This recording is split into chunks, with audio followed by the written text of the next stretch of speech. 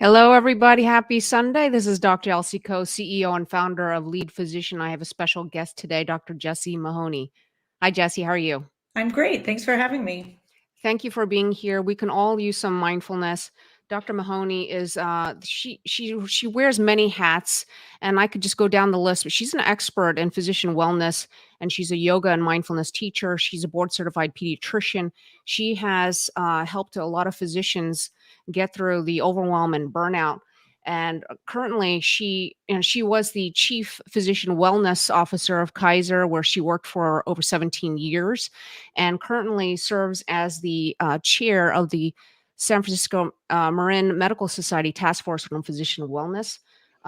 Thank you for doing what you're doing, Jessie. Let's start off by asking, what are some simple tips that we can take away today, especially for some of us who may have dabbled in mindfulness and yoga practices? Give us 3 simple tricks and tips that we can take away today to have some more mindfulness and peace in our lives. So I like to think of mindfulness as just pausing and being present. And so it's just stepping out of autopilot. So it doesn't have to be complicated. You don't have to sit on your mat for 30 minutes, 45 minutes and meditate to get benefit. And so if you think about it, it's just up-leveling your parasympathetic nervous system. Anything that does that helps you be more mindful. I think sometimes we make things really complicated and then we don't do them. And so breathing is the first one. And just taking 3 deep breaths can make a huge difference in terms of the pause and then responding rather than reacting. And so that is just a way of showing up in the world more mindfully. There are lots of specific tactics for breathing if you want to do those. There's box breathing where you can breathe in for 4, pause for 4, out for 4, pause for 4. And there's a whole number of other ways to do that they use in the military to help with mindfulness, for example. But I also believe that if you just take 3 deep breaths, you feel better, and it's kind of like a reset. So that's the easiest one. And as we like to say in yoga, your breath is always available to you. And so unless you're in the ICU intubated, you can pause and take a deep breath. We forget that we can do that. So that's the easiest one. Jessie, can you give us can you go through one of those breathing exercises with us right now? And when do you do it during the day? When do you do it? So I try to do it during touch points. So when I was practicing in pediatrics, I would often breathe as I put my hand on the door before I went into the room. So taking a couple deep breaths. For me, in pediatrics, when I would listen to children, I would breathe along with them. I would listen a little bit longer. And that just allows you to sort of slow down and take a deep breath. I like that. You have little touch points, little reminders of having that habit. Yeah. And then in the late afternoon, which for us in pediatrics is a super stressful time, or perhaps as a parent with toddlers losing it, that can be a time where you just notice when all of a sudden you have that stress response, you just take 3 deep breaths. And so I think the simplest way to even practice is to, I always like to close my eyes when I'm about to breathe. You don't want to do that, obviously, if you're driving or not in a safe space, but okay, you can literally just focus on breathing in through your nose and out through your mouth, and then in through your nose and out through your mouth. And if you try to match the inhale with the exhale, breathing in through your nose, long and smooth and deep, and an even, long, smooth exhale. And just a slight pause, and then you open your eyes and go back to the moment, and you generally feel like a different person. You often start to feel your fingers and your toes tingle a little bit. Yep. And one other thing with the breathing that I find really helpful is a hand to heart practice. And because if you put your hand on your heart, you just have a connection to the fact that you have a heart. It's like a mindful pause, check in with your common humanity. And as things may be swirling out of your control, it just sort of lowers the stress level. And there's a lot of research around how this releases oxytocin and makes you feel better, and is kind of a touch point of self-compassion, though I know a lot of physicians struggle with that. But it's just a sort of an instant way for me to kind of reset, and it usually triggers me to start taking a few deep breaths. So whichever is easier for you. Some people, the touch sensation's easier. For others, the breath sensation's easier. So other tips for mindfulness are to tap into your senses. And so noticing in the moment your 5 senses, what do you see? What do you smell? What do you hear? What do you feel? Those kinds of things can just take you out of the sort of autopilot and Yep. get you back into your body, particularly if you're in nature, which for me is one of the key things. So can you take a 5-minute walk in nature at some point during the day? That can change things a lot. Without your earbuds. We all listen to podcasts while we walk and Yes. on the phone. And so it's sort of that silence, being present in that Mhm. moment Mhm. can really change the parasympathetic nervous system. And the idea of practicing it regularly, and if you do have regular practice, it helps a lot, but it uplevels your baseline parasympathetic nervous system. So you're less reactive at baseline. So most of the coaching clients that I work with, I ask them to do 5 minutes of mindfulness a day. But to me, the easiest sort of lowest activation energy is to use an app, and doesn't matter which one, put your earbuds in and push play for 5 minutes and just do Mhm. what they tell you, because then it's, again, keeping it simple. Yep. Many people will do it in key transition moments. So So either which apps are you talking about, Jessie? so I like Headspace because that's the one I discovered first, and I like the voice. I Okay. think it was really important to like the person's voice. A lot of Okay. people like Smiling Minds from Australia. Some people like Calm. It doesn't matter which one you use, Okay. honestly. Okay. A lot of physician and healthcare organizations have deals with some or the other, and then they offer deals to healthcare providers. Again, whatever one you like, or whatever one, for a lot of people, they're And maybe you might together. change it up, it might change from one, you might get tired with one and Yeah, try another one. yeah. So it doesn't matter. Yep. And the nice thing is that many of them have a 1 minute, 3 minute, 5 minute, 10 minutes. So you can literally pick what works for you. If you only have 1 minute, pick that one. Okay. But it's a chance to just get out of where you are and get yourself into a new space. And most people who start practicing it find that they love it and they want to do more and more. So Right. I find in the transition, either when you arrive at work before you get out of your car, or when you're in your car and you get home before you go into your family, Yep. or the next thing in your day, can be super helpful. If you Mhm. have a difficult case, or you're like on labor and delivery call, you can do it in the closet. It really focuses your mind, and it becomes something that you go to when you're under stress. And Yep. so by practicing it once a day for, 3 months, you can really start to change the way your body responds to stress. And so I find that really helpful. Jessie, how often, do you spend 5 minutes? I bet you spend more than that a day I to, actually do not. you don't? I Wow. literally don't. And part of it is that I did it for quite a while. And now I pretty much bring mindfulness into my day. So when I Okay. go for a walk, it's Mhm. a mindful walk, and I notice the trees and I notice the other Mhm. things. I Mhm. also practice yoga a few times a week. And in yoga, you have 5 minutes at the beginning and at least 5 or 10 minutes at the end. And so that has the mindfulness piece in it. I do a Right. lot of the breathing. I will say that a lot of more strict mindfulness people spend a lot of time. But for me, I prefer to bring it into all of the other things that I do. So Mhm. maybe stopping and pausing and saying, okay, well, I'm going to be mindful during dinner, and just notice, like, you can eat mindfully. So Yep. say you're really busy and you just have 5 minutes to eat your salad at your desk, you Mhm. can just experience it, getting into all the sensations, doing it slower. And so I find that for me, that's actually more fun.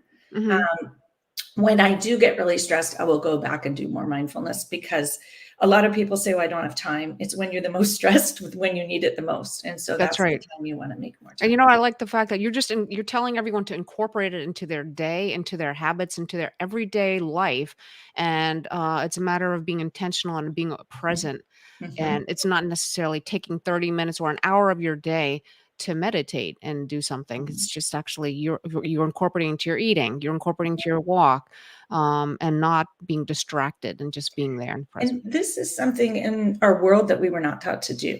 No. We move from one thing to the next. And so for me, that's really shifted things. And I do want to say that there is a lot of evidence to spending 30 or 45 minutes meditating every morning. Mhm. But I find that a lot of people feel, when I can't do that, I failed, so I'm not going to be mindful. That's Right. why I tend to tap into the practical, like, whatever you can do, let's do it. For a Yep. lot of people also who wake up in the middle of the night super stressed, you Mhm. can do mindfulness then, and it helps Mhm. you get back to sleep. And so that's Mhm. another place you can pop it in, that Right. otherwise you're lying there trying to figure out how to go back to sleep. So So where can we start? Like, there are people out there who've never done this before mhm, and who mhm. really need it Yeah. and don't yet really believe in it, maybe. Yeah. Where can we start? What's the easiest thing to do? Would you say the breathing? I think the breathing is the easiest. And Mhm. then an app can be the second easiest. I think it Okay. also depends on you. Some Yep. people like to go to a class, and I mentioned to you that I teach yoga for healthcare providers almost every weekend. It's usually Saturday mornings at 9 Pacific time. Okay. And if you go to my website, you can sign up and you'll get a message every week in case the timing changes occasionally. But Okay. I put and your so website name right there, jessiemahoney.md.com. yes, yeah. Okay. Thank you for And doing that. there you Mhm. can practice in community, right? So you're with a whole group of other physicians. Now it's on Zoom, so it's a version of a community, but it helps people because they know there's other people there and other people coming. And I try to make it accessible. So it's yoga, but it's designed to be yoga for healers. It's designed to teach you to breathe. It's designed to help you relax. It's designed to help you with some of those thought patterns that are very common to high achieving women professionals, where we get into thought loops. We tend to not be very compassionate about ourselves. We tend to not be very kind to ourselves, super kind and compassionate to everyone else, but not to ourselves. And so it's sort of a way of practicing that in community. In many people's Okay. community, there are also lots of opportunities if you want to go in person. But I am of the make it easy, figure out how to get started. And then if it becomes your thing, you can take mindfulness-based stress reduction. You can go on a meditation retreat, but you got to get started somewhere. That's right. That's really good. And is there any religious connection to any of your practices, or is this Not to mine. I okay? know that a lot of people tap into Buddhism. Some people, there's a lot of religious connection to mindfulness in people's minds, Yeah. but these days there's so much mindfulness out there. I grew up in Berkeley, so that gives you a sense of where my mindfulness comes from. But I think that everyone can find something that works for them. I wouldn't be turned off about that piece of it. If you don't end up in the right spot, you just try something different. Yep, and especially in this day and age, thank you so much for doing what you're doing and helping people. Are the clients the people who can join? Or do they have to be physicians, or what kind of background are you For attracting? the yoga classes, they don't have to be physicians. Okay. I have people, because I used to teach yoga in just a local studio, so some people still come. I Okay. tailor the themes of the classes to things that healers tend to struggle with, but honestly, we are humans and we struggle with all the same things that everybody else does. So um, anyone is welcome to join, and you don't have to be super fit. You do have to have, I make you just agree that you're in good enough condition to do yoga, but I don't stand in my head or do anything complicated like that. The idea is really to feel better and restore and replenish and learn to breathe, which Oh, okay, and tell us a little bit about your podcast and your coaching, because and who is that for? yeah. So my coaching is primarily for women physicians. I will say I have a few clients who are high achieving women who work in other professions, and I find that fun because it's just a slight. I'm someone who loves variety, but essentially I call it mindful coaching because I bring a little bit of mindfulness into the coaching. But Okay. as I said, it's really the pausing and being present and tapping into what you really want out of this life. I think sometimes people get into coaching. I want the next leadership job, or I need Hmm. a new job, or I need this to change, or I need that to change. And I find that then they don't actually end up where they want to be. And so when you bring the mindfulness into it, there's more work about looking inward and figuring out what you actually want versus what you think you should want, or what our culture has told us is the next best thing. And when people are practicing mindfulness, the coaching actually is sort of up leveled. They're synergistic because your brain's Yes, much more receptive to that's so thinking true. outside the box and Right. tapping into what you really want and what feels most healing. And so I mostly work with people one-on-one initially, and then Mhm. I have longitudinal small groups for women who I've been working with one-on-one because they all like to keep going and sort of make this part of their lives because they found it so helpful, but they're not needing as intensive work. And so I actually work with people on all varieties of topics. I love relationship struggles and I love parenting as a pediatrician, but I do a lot of career transitions and burnout and people who are trying to figure out, do they want a leadership job? Are they in the right place? Where are they going next in Mhm. their career? And I find that honestly, a lot of people talk about work-life balance. You can't really separate it out. Like if your Right. marriage is struggling or you have a Right. child that's struggling, it impacts everything else you do. That's right. And the work that we do on our mindset in coaching really helps you just look outside, kind of like mindfulness, and get a bit more perspective, and then be more clear on how you want to move forward. Yep. And I find that you can't even do that when you're not calm and you're just spinning. And so you need to bring it all together. I love that you said that synergistic, what you're saying about mindfulness and leadership. Mhm. And that's so true, because if we don't start from within, if we don't start living from the inside out, instead of blaming, what I see a lot of physicians around me is that they look at their external world and have that define them, and that leads to a lot of overwhelm and burnout. Instead of thinking, you know what, all these things that I cannot control are in front of me, but these are the things that I can control, and learning that and being so aware. And I love those little touch points you're talking about, and I think that's something that I'm going to take away from today, is to have a touch point and to be even more aware throughout my day, so that I can make a change and be intentional. Yeah, and I think that's really the key thing around burnout that we talk about. The system is broken, needs to be fixed 100%. But we can't, as humans, be waiting for that. And yet, I think there's this tension, do I need to be resilient? And that's, just this sort of conflict between the two. And what I like to say is, as physicians, we need to heal ourselves, and we need to be the strongest, best, most mindful version of ourselves, so that we can, first of all, feel better and enjoy our lives now. And that also allows us to be part of the solution. And so when we are in this good space, we can then decide, do I want to stay in medicine? That's Do right. I want to change jobs? Hmm. Do I actually love what I'm doing? And I just need some slight tweaks, because it's often, the answer is not the same for everyone. A lot of people leave, a lot of people change jobs, a lot of people decide they love their job and they want to stay once they've done the mindset and mindfulness work. And so there isn't, an exact answer. And the answer can't be that we all just have to go do something else.